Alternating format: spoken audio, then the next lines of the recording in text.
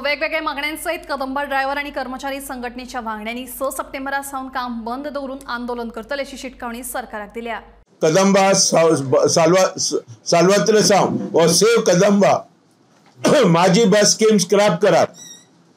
Interstate roots जे आसा ते रेस्टोर करात।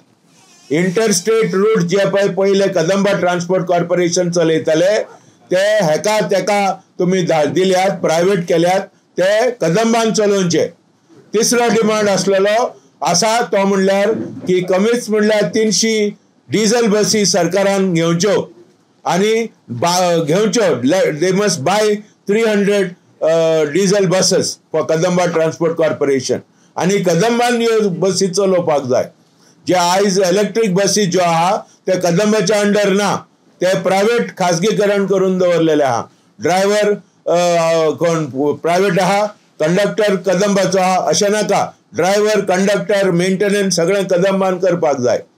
आणि चौथो डिमांड आहा की आमचे जे प्रॉव्हिडंट फंड जो 12% डिसेंबर 2009 म्हणसर असलेलो टोटल पगाराचेर म्हणल्यार बेसिक डीए, एडीए, व्हीडीए आणि त्याच बरोबर ग्रेड पे ताचेर तेणी प्रॉव्हिडंट फंड 10% देवयलो आणि फक्त काही 15,000 म्हणसर सिलिंग घालो। हे काढून उडोवन टोटल पगाराचेर आमकां प्रॉव्हिडंट फंड मेळपाक जाय आणि डिसेंबर 2009 सून रेस्टोर जावपाक जाय।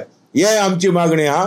आणि एक मागणी ती आमी घाला ती आमच्या फ्रॉम द एग्रीमेंटान क्लियरली बरयला 34 म्हयन्याचो एरियर्स फारीक करतले।